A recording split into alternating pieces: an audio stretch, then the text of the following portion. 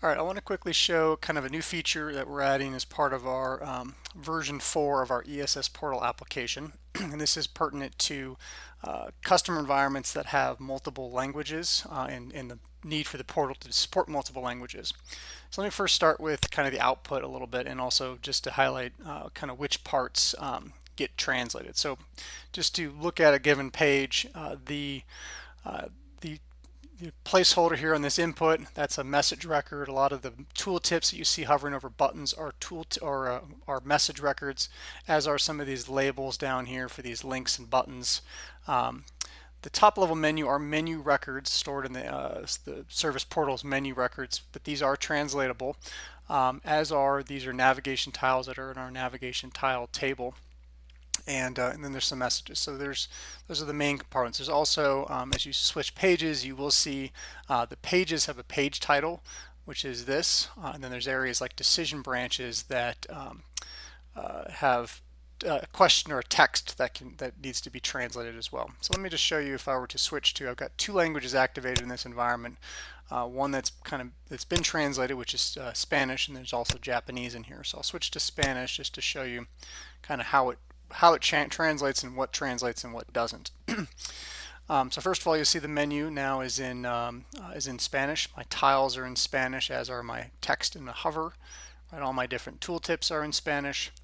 If I were to go to different pages like the Get Help page, you'll see my decision branch questions are now in Spanish.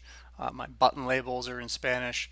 But if you look deeper into some of like the knowledge articles, some of the actual article content themselves is not translated, and nor are the incident records that I have and the descriptions in there. So those are basically data records. They can be translated, but our tool or utility that we're using to do the translation around the portal is not touching the data records. So that includes your catalog items, your knowledge articles, assets, incidents, that sort of thing. So let me switch this back to English and show you kind of the tool that we're using to do some of this translation. So first of all, you'll notice it is now refreshed back to English. So if I go to the service portal settings, and this is only going to show up, this feature here for this multi-language editor is only going to show up if you have more than one language activated. So you could come in here if just English is only activated. You won't see this button. You won't see this little section or tab. Now what's in the settings, first of all, is one of the things that we're using to do the translation is we're hooking into Google's cloud service API to translate from English to some other language. So first of all, you have to get an API key to set that into here. This is a paid service, though they do give you a lot of allowance for a free trial. So a lot of the translations you can likely do at a free trial without having to do any overage. So far I've done all my translations without having to incur any expense or to charge a credit card. So let's go to the editor and I'll show you kind of how this thing works.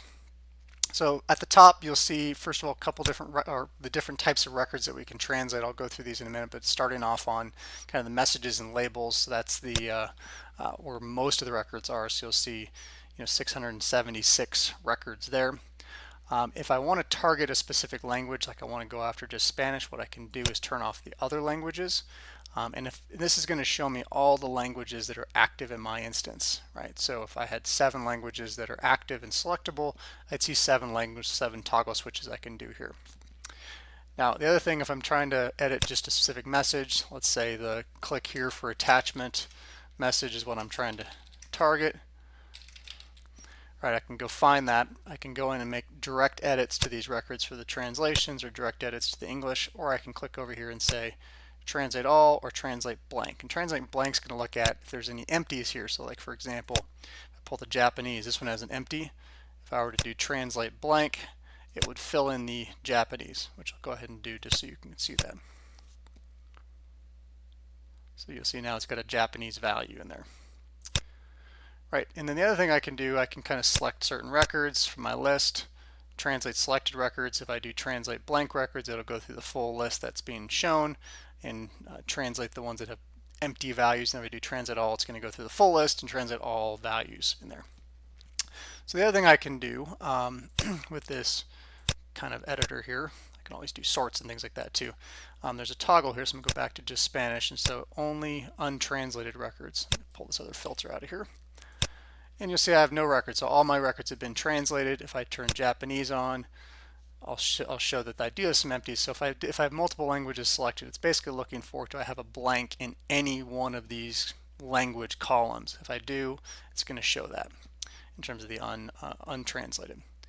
Let's, for example, let's add a new message here just to, so I'll do a, create a new, oops, let me just create it from an existing one. So we'll do EVG CMS test 2. I'm going to do this in English and say, this is a test message record. All right, so I'll insert that. So I've added a new message. So there's nothing happening from a business rule perspective to do the translations and add this to other languages, but rather if I add something new, and I'm just going to toggle this back and forth. So just show me the untranslated values. Now you'll see I've got a new one in my list. And I can come in and make edits directly to that, or as I was showing before, this would be a case where I want to say, let's translate this to all values. And when I see CMS, let me just do that. I'll do that. So now you'll see it's translated in Spanish. The other thing that happens too, and this is not going to happen if you do it directly in the record, but if you do it in the interface, if I come in here and change this to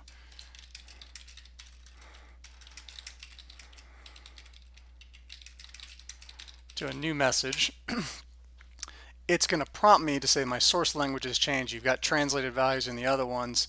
Do you want to replace or translate those other languages to now match my newly changed value? And if I say yes, then what it'll do, as you would expect, is it's going to change this message to match that.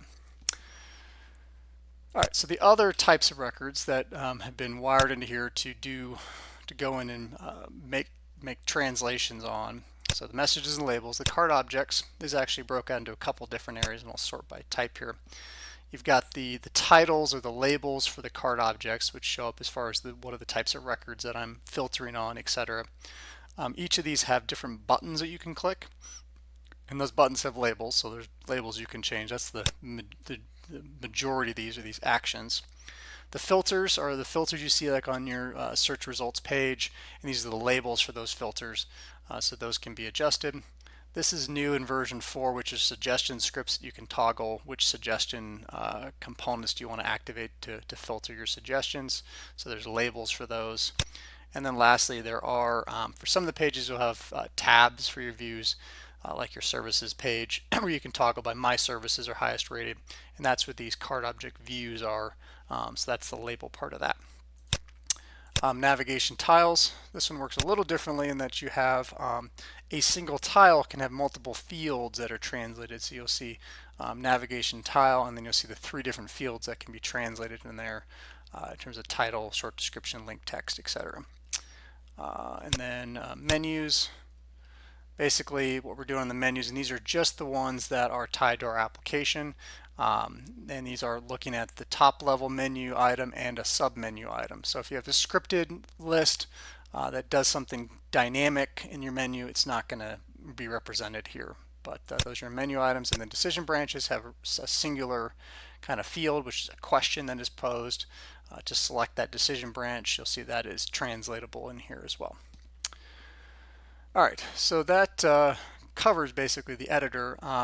The last thing I wanted to hit on is some of the data in our portal that is multi-language, or that we present, has some language dependencies on it. And what I mean by that is, like this page, you'll see there's some decision branch data. One of the things that we do behind the curtains to speed things up is we cache this, or we store a cache version of this.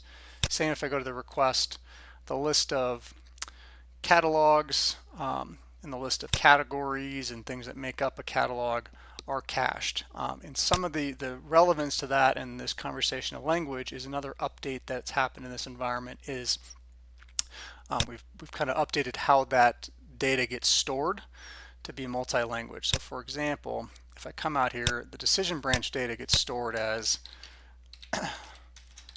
this get decision branch data key, and in the previous world there was just one record out here with one key, but now what you'll see is there's 3 records, and there's one for each language that's out there: English, Spanish, Japanese, So what's happening for the batch-based process of building out server storage data is it's going looping through all the activated languages and creating the English version, creating the Spanish version, creating the Japanese, or all the language versions that are out there. In essence, changing the language of the background process to that target language, running the job, creating the job in a different language. And the reason for some of this, in this, is that, so for example, if I were to come out and try to pull out this server data as an English person, it's going to grab this record. If I were to look for one as Spanish, it's going to pull this record.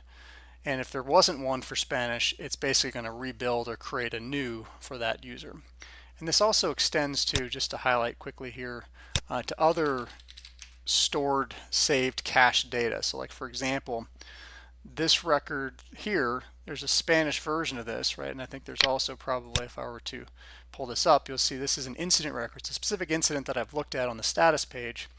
I've looked at it in Spanish. I've also looked at it in English, and I've saved a Spanish version in my storage. I've also saved an English version. And the reason for this, even on an incident level where there's not a lot being translated, is if you to look at like an incident record through the portal, some of the data that's kind of stored about that is there's some labels down here that are stored, so they're created on. And also, these buttons are stored with as part of that incident record as well as these kind of staged labels. So in essence, there's a reason to store even the incident and save that as a separate stored cache version for Spanish or in this case English versus Spanish, because there's different content or different translations that would be involved. So that covers what I wanted to cover as far as the multi-language editor. Hopefully this is helpful. Again, this is going to be applicable to customers that have multiple languages and want to activate them in the portal.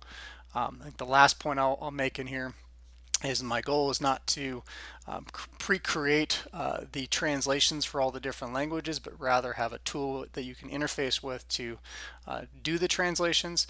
And part of the reason for that is the actual